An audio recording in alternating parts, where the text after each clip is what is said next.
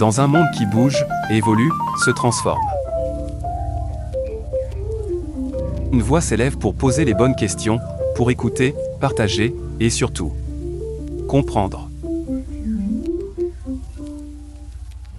Bienvenue dans Rendez-vous avec Josh, l'émission où chaque échange devient une révélation. Culture, société, innovation technologique, foi, jeunesse. Prépare-toi à penser autrement. Prépare-toi à vivre le moment. C'est maintenant. C'est ici. C'est Rendez-vous avec Josh.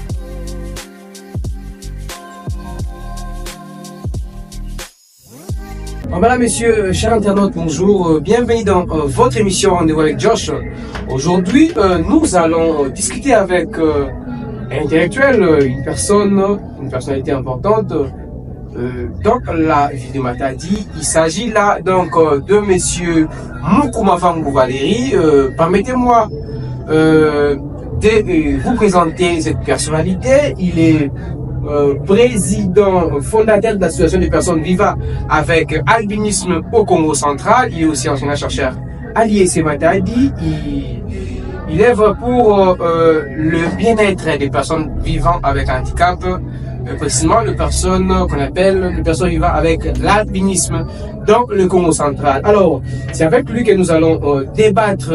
Nous allons discuter autour de l'acceptation du droit, mais aussi lié à la stigmatisation, mais aussi l'intégration sociale des personnes vivant avec handicap, notamment les personnes qu'on appelle les albinos. Parce qu'aujourd'hui, c'est la journée mondiale des albinos. Nous allons discuter rapidement avec lui, échanger avec lui quant à des sujets. Alors, restez branchés. Vous allez comme ça avec moi continuer dans cette émission avant que je vous présente notre invité du jour.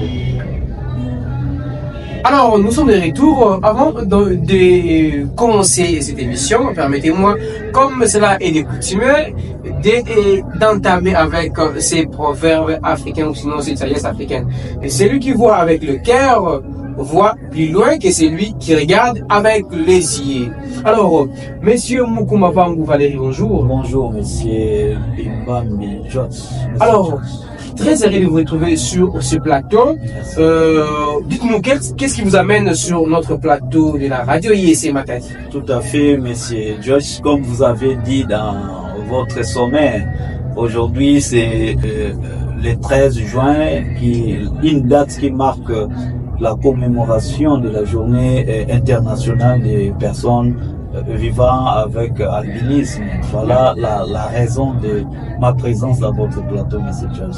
Alors, dites-nous concrètement, avant que nous puissions évoquer votre parcours personnel, en fait, vous parlez de l'albinisme, c'est vrai, mais est-ce parce que vous êtes albinos ou bien c'est spécifiquement par rapport à la journée où vous êtes dit, bon, c'est vrai que c'est par rapport à la journée, mais dites-nous exactement, pourquoi vous portez en vous ces combats de l'albinisme? Tout à fait, parce que moi-même je suis albinos, comme vous venez de dire, je suis albinos. Je sais combien on a souffert parce qu'on a cette peau, on a cette race, et nous avons étudié difficilement, on a été intégré très difficilement dans la société. Pourquoi je le dis? Parce que quand on faisait les études primaires, par exemple, il y a des enseignants qui ne savaient pas supporter notre présence parce que on a cette race, on a cette peau. Vous voyez ça? Donc, comme j'ai trouvé grâce d'obtenir mon diplôme de licence et d'être classé parmi les messieurs, les citoyens, donc je dirais les messieurs, voilà, je trouve important de mener cette lutte pour défendre les causes de ceux qui sont faibles, ceux qui sont au niveau de la base de classe. Voilà, vous portez ces combats nobles pour défendre la cause des opprimés qui portent cette marque, on peut dire la marque d'albinisme. Oui. Voilà, alors, rapidement, pouvez-vous nous brosser votre parcours personnel?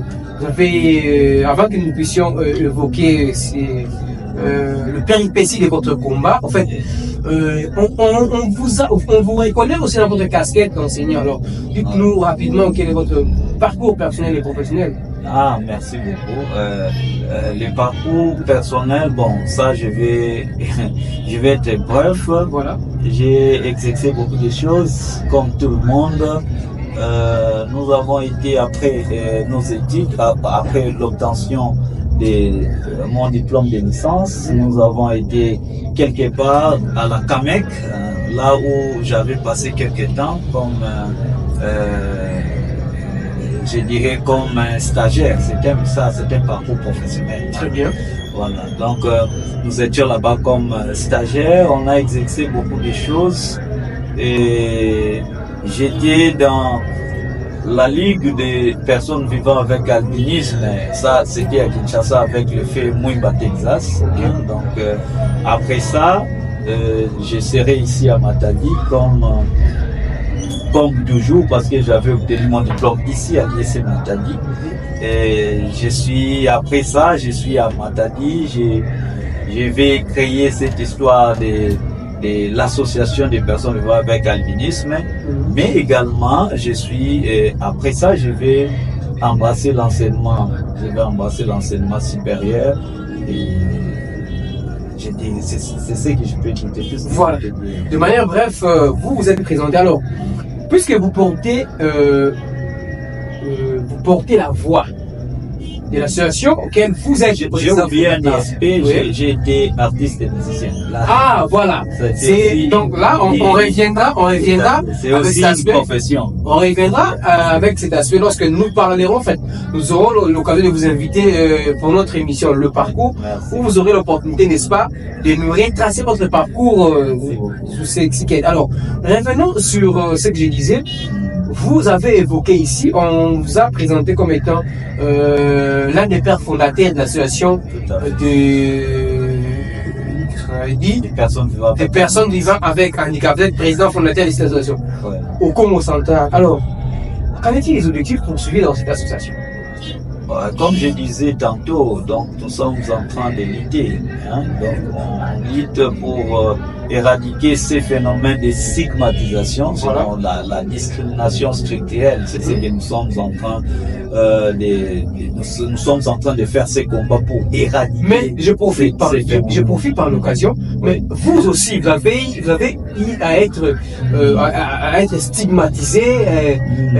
Est-ce qu'il y a eu un moment dans votre vie, dans votre parcours, en tant que personne vivant avec handicap, et notamment vivant avec l'albinisme, est-ce que vous avez vous avez senti à un moment donné les effets de cette stigmatisation vis-à-vis de votre égard par les personnes? Tout à fait, c'est ce que je disais tantôt dans la genèse de mon intervention. J'avais dit que une fois j'ai été victime, voilà, tout à fait. Il y a mon enseignant de l'Institut Londres à l'époque, parce que j'ai fait cette école,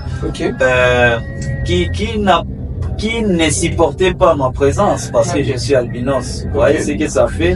Et quand il corrige plutôt les cahiers, il passe, il fait il va corriger les cahiers de tous les amis de la salle.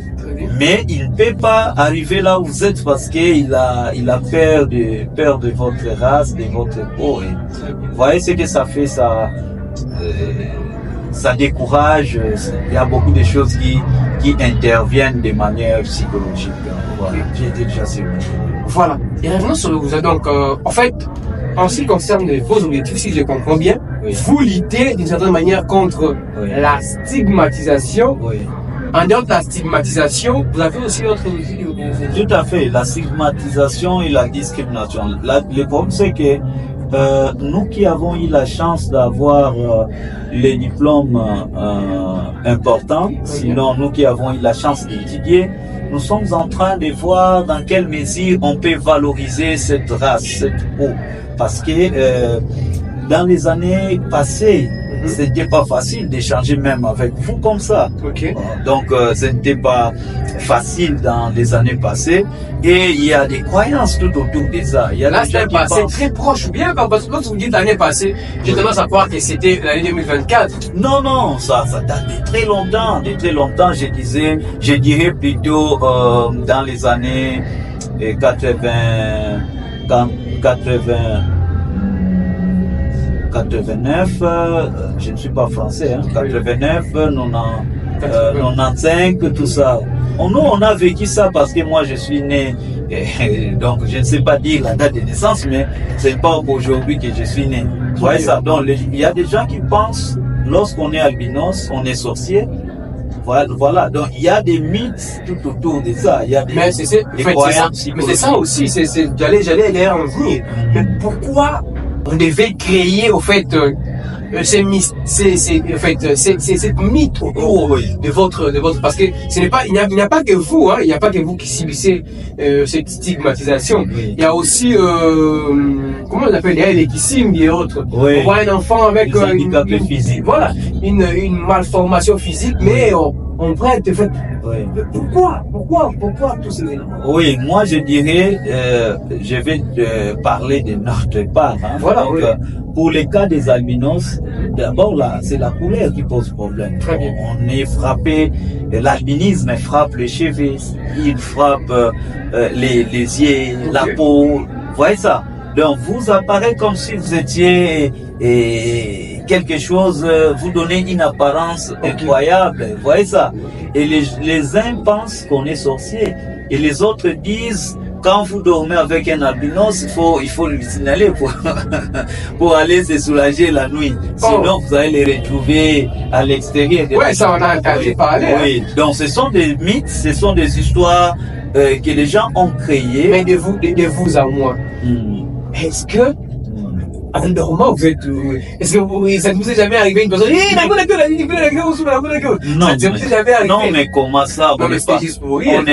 On n'est pas sorcier. On n'est pas sorcier. Au moins que vous ayez d'autres choses spirituelles. Moi, depuis ma naissance, je connais que Christ comme sauveur, Seigneur et sauveur. Vous voyez ça? Donc, au moins que vous soyez sorcier. Ce sont des mythes, ce sont des histoires que les gens ont mis dans les têtes des gens parce que ils ont travaillé la psychologie des gens. Voilà. Et il n'y avait pas des albinos intellectuels à cette époque. Il n'y avait pas des gens qui pouvaient dire un mot pour éclaircir, pour dire aux gens non, ce que vous dites là n'est pas vrai. Parce que c'est quand même vérifiable aujourd'hui. Grâce à la science, on peut mener les enquêtes, échanger avec un échantillon des albinos pour comprendre si réellement on peut avoir les résultats pareils. Donc, ce sont des histoires compliquées qui dérangeaient à l'époque. Vous savez, M. Joyce, même pour avoir une femme, ça posait problème parce que quelle est cette famille qui va accepter d'avoir un albinos comme beau-père, beau-fils, beau-frère, vous voyez ça? Oui. Beau-fils, beau-frère. Quelle est cette famille? Mais nous, aujourd'hui, parce qu'on a des valeurs ajoutées, M. Joyce, on a des valeurs, on a les diplômes, on est intellectuel, on parle français comme tout le monde, on enseigne les gens qui ont la peau noire, vous comprenez? Donc, ce sont des choses qui nous valorisent. Je félicite et je remercie en passant les comités de gestion de l'institution qui a donné du travail à un albinos, qui a voulu qu'un albinos puisse enseigner dans un établissement d'enseignement supérieur. Très bien. Alors, puisque nous sommes en train de parler, on a épinglé parfois quelques questions liées à votre association, l'association qui vous régit. En fait, vous êtes donc président fondateur. Oui. Dites-nous comment et quand est née votre association? Oui, c'est depuis 2021 parce que avant on a voulu faire ça. Moi, j'étais déjà dans cette histoire dans ces structures des personnes vivant avec. Oui, parce qu'on nous a vu une fois être aux côtés du chef de l'État. Tout à fait, tout à fait. Bon, en fait, on voulait comprendre. Tout à fait. Là, c'était à l'occasion. Bon, les chefs avaient organisé, le chef de l'État Félix Antoine Tshisekedi Tshilombo avait organisé. C'était juste un colloque panafricain, donc c'était un colloque. Et il raconte qu'il avait mis autour d'une table les albinos du monde, je dirais, parce qu'il y en a ceux qui étaient ceux qui provenaient de l'Angola, de l'Afrique du Sud, qui provenaient des États-Unis, voilà. Donc le chef avait organisé justement cette rencontre pour pour voir comment est-ce qu'on peut continuer à lutter contre ces histoires. Voilà, c'était ça la vision du chef. Et grâce à ça, après cet échange avec le chef de l'État, et je vais rentrer à Matadi, je vais chercher les amis, j'ai trouvé le collaborateur albinos. Bien sûr, on a créé officiellement l'association des personnes vivant avec albinisme au Congo. Très bien. Alors, depuis que votre association existe, quelle activité avez-vous déjà réalisée sur terrain, notamment dans l'optique de lutter contre cette stigmatisation dont vous faites oui, vous savez, M. Josh, encadrer les albinos n'est pas la chose facile. Il était question de commencer par la sensibilisation. Vous savez, il n'y a que moi qui peux comprendre parce que je suis albinos. Dans l'ancien temps, il était rare de voir des albinos en cours de route en train de discuter. Alors cette histoire dérange beaucoup d'albinos qui ne savent pas échanger avec ses amis en cours de route. Voilà. Alors il était question de commencer par soigner cette maladie psychologique. Comment on l'avait soignée? C'est nous-mêmes, en tant que leader, on a essayé de faire les descentes. On a fait une descente de porte à porte. On a fait une démarche de porte à porte pour voir chaque logis, chaque maison où habitaient les albinos, pour essayer d'enlever, d'éradiquer dans leur mémoire l'idée selon laquelle des albinos ou trois albinos ne peuvent pas se raconter. Vous voyez ça? On a commencé par ces activités, les descentes de porte à porte. On a identifié les maisons où se trouvaient les albinos. C'était ça la première activité. La deuxième activité, on avait créé une séance d'échange scientifique. C'est vrai, il y a beaucoup d'albinos qui ne savent pas étudier parce que, vous comprenez ça, il y a beaucoup d'handicaps. Ça aussi, il faut en tenir compte. Vous voyez ça, les sessions laitiers, par exemple, ces handicaps découragent beaucoup d'albinos de poursuivre leurs études supérieures. On a organisé plutôt ces échanges pour continuer à laver les cerveaux des albinos, pour dire aux albinos que tokoki kokuta na nzela toyambani tosololi eza eloko moko te toza bandeko, tout ça. C'est ce genre des activités que nous sommes en train que nous organisons. Mais jusqu'à présent, il y a des activités qui suivent. Nous avons des réunions, nous avons des rencontres hebdomadaires. Vous voyez ça, nous les faisons, nous cherchons un coin dans la ville, on le fait dans le cadre de la visibilité de notre association. Très bien. Alors, vous le faites dans le cadre de la visibilité de votre association. Alors, est-ce que le pouvoir public, en dehors de l'action du chef de l'État, qui date d'ailleurs, ça date de longtemps, est-ce que le pouvoir public vous soutient? D'abord au niveau national et ensuite au niveau provincial ou au niveau international. En fait, est-ce que vous bénéficiez d'un soutien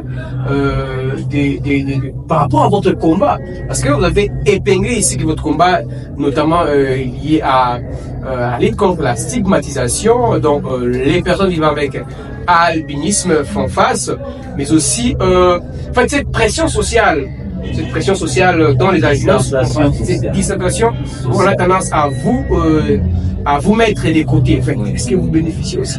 Comme je disais tantôt, M. George, le président de la République, c'est le premier citoyen de la République. Quand il veut tenir compte du cas des personnes avec albinisme, ça signifie que l'État a une mainmise sur les cas de cette catégorie de personnes. D'ailleurs, je vous informe qu'il y a toute une loi organique qui protège les personnes vivant avec albinisme. C'est une loi officielle, donc ça a été promulgué officiellement, cette loi. Et puis, l'État nous accompagne parce que nous avons un ministère. Là où Maman Irène et Sambo, voilà. Donc nous avons, c'est-à-dire l'État ne nous donne pas l'occasion de commettre les infractions, mais il protège cette race. Parce que si on est, par exemple, vous connaissez l'état, sinon, justement, l'état de nos maisons d'arrêt, de nos cachots, sinon de la prison. Si on met une personne avec cette peau fragile dans une prison où les conditions ne sont pas réunies, vous allez imaginer la suite. Mais et donc là, vous permettez de commettre une infraction, non. Mais comme il y a une loi qui vous protège, donc vous dites non, on est exempté de tout ça, on ne peut pas bénéficier de tout ça. On n'est pas exempté, M. Georges, nous ne sommes pas exemptés. Non, mais de la fragilité de votre peau. De la fragilité de la peau. Très bien. Parce que nous avons, en étant albinos, M. Georges, vous savez qu'on est malade. On est malade, je vous informe qu'on souffre. Quand il fait chaud, nous souffrons. Quand le soleil est là, on est dérangé. Très bien. Vous voyez ça? Donc c'est une maladie. Les médecins les savent très bien nous avons un manque de mélanine, voilà. Manque de mélanine. Très bien. C'est ce qui nous dérange, ça nous rend fragiles. Vous voyez ça? Donc quelqu'un qui est déjà malade, vous l'arrêtez, il faut quand même cette personne, il faut la protéger quand même. Brillamment votre intervention. Alors, une question me revient à l'esprit. J'ose croire que nombreux d'entre nous se le posent, même à la maison, même ceux qui nous suivent à travers les réseaux, ils se posent cette question. Alors, vous n'avez pas, en fait, du point de vue physique, vous ne présentez pas d'handicap. Oui. On ne vous voit pas avec une malformation physique. Mais pourquoi vous faites appeler personne vivant avec handicap? Voilà. Question, c'est ce que je m'attendais à ça. Donc, dès mon entrée dans ce plateau, je savais que vous allez y arriver parce que vous êtes un excellent journaliste. Ah, je ne suis pas encore. Je ne suis pas journaliste. Moi, on essaie d'adapter. Non, je ne suis pas journaliste. J'essaie de. Enfin, je suis dans ce genre de présenter. Oui. Je préfère être appelé présentateur, mais plutôt. Voilà. Merci beaucoup. Voilà. Alors, nous sommes classés parmi les personnes vivant avec handicap parce que nous avons beaucoup d'handicaps aussi. Mais quels sont ces handicaps? Oui, je reviens. Bon, le premier handicap chez nous, c'est la vision. Okay. La vision pose problème. Et chez moi, ça ne va pas poser beaucoup de problèmes parce qu'avec mon état comme ça, je m'empile la machine. Mais pourquoi il n'existe pas? Pourquoi il n'existe pas l'association des aveugles, association des... Ces associations existent, M. George. Ici à Matadi, je pense, il faut tenir compte aussi du nombre de personnes qui sont touchées plutôt par cette maladie. Très bien. Vous voyez ça? Alors, nous avons ces handicaps. Moi, je ne suis pas aveugle. Je vois, mais je ne peux pas voir comme vous parce que ma prunelle ici est un peu faible. Elle n'est pas noire. Vous allez voir. Si j'enlève le verre, vous allez comprendre que la prunelle n'est pas noire. Donc, elle ne peut pas me permettre de voir plus loin. Mais je vois quand même. Je ne suis pas aveugle. Je manipule l'ordinateur. En dehors de ça, l'handicap, c'est au niveau de la peau, Messie Joyce. Vous êtes noir comme ça. Et moi, vous ne trouverez cette peau nulle part ailleurs. Même si vous allez en Europe, ça signifie qu'il y a les catégories de personnes. Vous avez la peau noire, il y a des peaux noires, même en Europe, même aux États-Unis. Vous voyez ça? La peau rouge, tout ça. Mais cette peau ici, la peau ici, c'est une peau qui est ici de la maladie. Voilà. Donc c'est une peau qui est ici de la maladie. C'est aussi un handicap. Un autre handicap, nous avons au niveau des cheveux. Les cheveux. Vous avez les cheveux noirs, M. George. Et nous avons les cheveux blancs qui nous donnent une apparence, je dirais, monstrueuse. Non, mais ce n'est pas monstrueuse quand même. Monstrueuse, voilà. Donc c'était pour rigoler, voilà. Très bien. Ce sont ces histoires qui ont fait que nous soyons classés, classés parmi les personnes vivant avec handicap. Voilà, donc vous avez évoqué tous ces... Ce qui fait que nous puissions parler aujourd'hui, que nous puissions vous considérer comme étant personne vivant avec handicap. En dehors de ces éléments, si une personne présentée ces signes, parce que je pose une question, c'est une question pertinente parce qu'il y a des gens qui se posent cette question, ça et là, ils nous demandent pourquoi vous devez être considéré comme personne vivant avec handicap. Alors dans ces cas, nous allons solliciter au gouvernement congolais de prendre des mesures pouvant favoriser non seulement l'intégration des personnes vivant avec handicap, mais aussi leur favoriser, en fait, leur faciliter la tâche pouvant le permettre aussi de suivre des soins, comme vous avez évoqué, c'est une maladie. Oui, mais cette maladie est naturelle. Une fois j'ai été en face d'un médecin pour changer par rapport à la vision, il m'a dit, il m'a consulté et puis à la fin il va me dire non, vous ne souffrez pas aux yeux, mais vous n'avez pas un problème d'yeux, mais naturellement vous êtes créé comme ça. Et je l'ai compris aussi. Et c'est ce qu'il avait dit, c'est vrai. Et donc cette maladie est naturelle parce que comprenez, si vous voulez soigner la peau, comment est-ce que vous allez soigner la peau? La peau qui est blanche comme ça, il faut qu'il y ait des mélanines pour soigner cette maladie. Alors les mélanines, on ne l'achète pas, c'est un phénomène que les médecins maîtrisent beaucoup, vous voyez ça. Mais nous avons des projets, M. Joyce. Je ne sais pas si c'est parmi les questions, mais je vais en parler quand même. Oui, parce que nous tendons déjà vers la fin. Nous avons des projets. Derrière les temps, oui. Moi, dans mon travail, mon mémoire de DIA, je parle de l'impact du marketing social sur la réduction du taux de déperdition scolaire des personnes vivant avec albinisme. Très bien. Pourquoi je vais parler de ça? Parce que vous savez, beaucoup d'albinos fuient l'école. Ils fuient l'école parce que l'enseignant ne supporte pas sa présence, mais également parce qu'il ne voit pas au tableau noir. Il ne sait pas voir les écrits au tableau noir. Donc, il va fuir parce qu'il ne saura pas faire des bonnes notes à l'école à cause de ça. Mais en dehors de ça, il y a aussi des histoires. Parfois, ses collègues pensent qu'il est sorcier, comme je disais. Donc, il y a beaucoup d'histoires qui entrent en jeu. C'est ce qui fait qu'il y a des enfants qui fuient. Mais également, la responsabilité peut aussi être orientée vers les parents. Les parents ne savent pas motiver leurs enfants albinos. Il y a certains parents qui pensent même que s'ils payaient les frais pour son enfant albinos, c'est comme s'il jette ses frais. Vous voyez ça, il jette son argent. Et ce sont des histoires qui dérangent la psychologie de beaucoup d'enfants albinos. Raison pour laquelle nous initions quelques projets pour que nous puissions avoir la capacité de créer ne fût-ce qu'une école qui peut répondre aux exigences, sinon aux desiderata des personnes vivant avec albinisme. Très bien. Alors, nous vous avons très bien suivi. Je pense que nous sommes arrivés à la fin de cette émission, mais nous n'allons pas clôturer comme ça sans pour autant vous donner un dernier mot par rapport à tout ce qui a été dit. Si vous avez aussi des personnes à qui vous estimez que vous devez citer ici, alors vous avez l'opportunité de le faire via ce plateau. Nous vous écoutons. Merci beaucoup. Je commence par vous. Je vous remercie pour cette occasion, pour cette opportunité. Je dirais que c'est une opportunité parce que vous m'avez donné le temps de m'exprimer. Voilà. Je remercie le directeur général de l'institution qui a donné du boulot à un albinos. Vous comprenez ça? Donc cette institution a fait confiance à un albinos. Je salue le professeur Silou Matondo.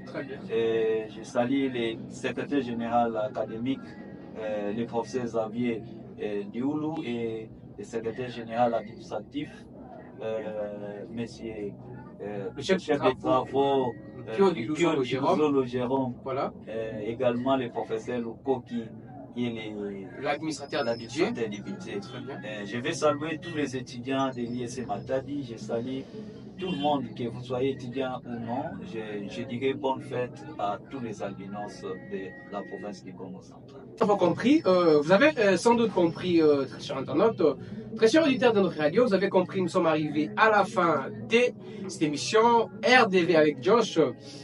C'est un plateau que nous vous offrons. Vous avez l'opportunité de venir parler de votre produit. Nous vous informons Nous informons à tout le partenaire de l'IEC Matadi, que l'IEC Matadi dispose d'une radio, une radio écoutée à travers le monde, mais aussi nous tendons vers la numérisation, c'est-à-dire nous sommes en train d'évoluer petit à petit pour vous offrir ce beau cadre qui vous permettra d'être à mesure de communiquer sur vos produits et services, de communiquer sur vos organisations, parce que nous avons différents partenaires que nous n'allons pas citer ici, parce que pour que vous puissiez être cités, venez à l'IEC Matadi, vous avez des instances qui pourra vous permettre d'être entré en contact avec nous dans la mesure où vous pourrez, n'est-ce pas, faire passer vos annonces, vous parler de vos produits et services à travers cet espace. Nous n'avons pas que ça, nous avons aussi votre émission Le Parcours. Là, nous faisons appel à toute personne, à toute personnalité qui désire venir parler de lui ou parler de ses projets. Alors, vous avez cette opportunité. Nous avons réussi pour vous aujourd'hui Monsieur Moukou Mavangou Valérie. Il est comme ça président fondateur de l'association des personnes vivant avec l'albinisme au Congo central. Il est aussi ingénieur-chercheur à l'IEC Matadi.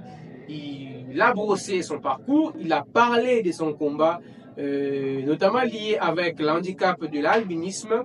Il a profité de notre plateau pour pouvoir parler de lui, parce que dans le cadre de leur journée, cette journée qui cadre avec la commémoration de la journée dédiée à l'albinisme dans le monde, il a eu l'occasion de parler de son cas, ou de parler, il s'érige là comme étant la voix de tous les albinos du Congo central. Vous avez votre porte-parole. Alors, merci à ceux qui continuent de bâtir une société inclusive où chacun a sa place, quelle que soit la couleur de la peau, quelle que soit son histoire.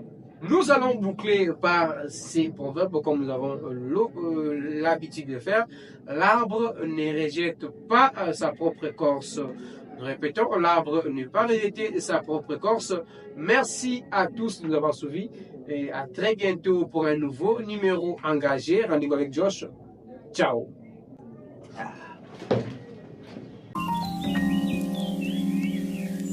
Dans un monde qui bouge, évolue, se transforme. Une voix s'élève pour poser les bonnes questions, pour écouter, partager, et surtout, comprendre. Bienvenue dans Rendez-vous avec Josh, l'émission où chaque échange devient une révélation. Culture, société, innovation technologique, foi, jeunesse. Prépare-toi à penser autrement. Prépare-toi à vivre le moment. C'est maintenant. C'est ici. C'est Rendez-vous avec Josh.